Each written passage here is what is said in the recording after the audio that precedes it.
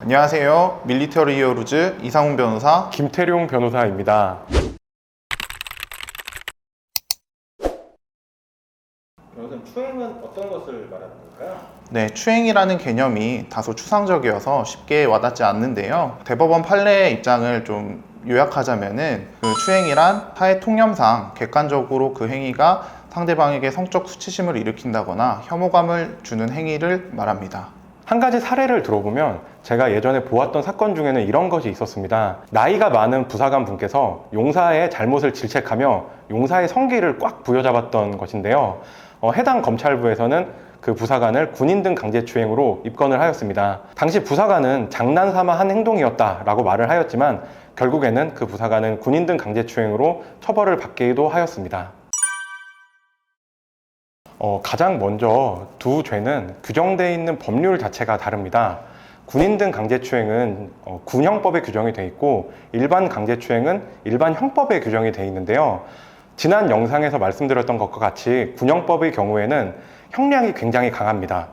그렇기 때문에 군인 등 강제추행 역시 일반 형법상 강제추행보다 매우 강한 형량을 규정하고 있는데요.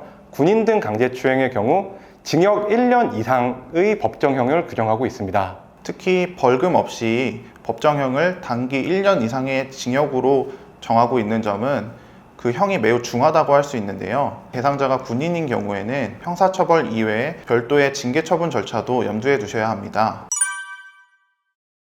실무상 군인 등 강제추행으로 입건되는 사건을 살펴보면 많은 수의 사건은 동성 간, 특히 용사들 간의 신체 접촉으로 인한 사건이 많습니다. 가해자는 함께 생활하는 다른 용사에게 장난으로 어떤 행위를 했다고 말을 하지만 피해자 입장에서는 성적 수치심을 느꼈다고 하여 군인 등 강제추행으로 신고를 해서 결국 형사사건화 되는 경우가 매우 많습니다. 당사자의 입장에서는 장난이었다, 성적 의도가 없었다 라고 하더라도 그것이 법적으로 추행이 될 수 있기 때문에 본인의 행동에 있어서 조심을 하셔야 되는 게 가장 중요하지만 이미 상황이 발생했다면 추행이라는 개념이 매우 추상적이기 때문에 보는 사람의 시각에 따라서 추행인지 아닌지 결론이 달라질 수 있기 때문에 법률가의 조력을 받아 신중하게 대응하시는 것을 추천드립니다.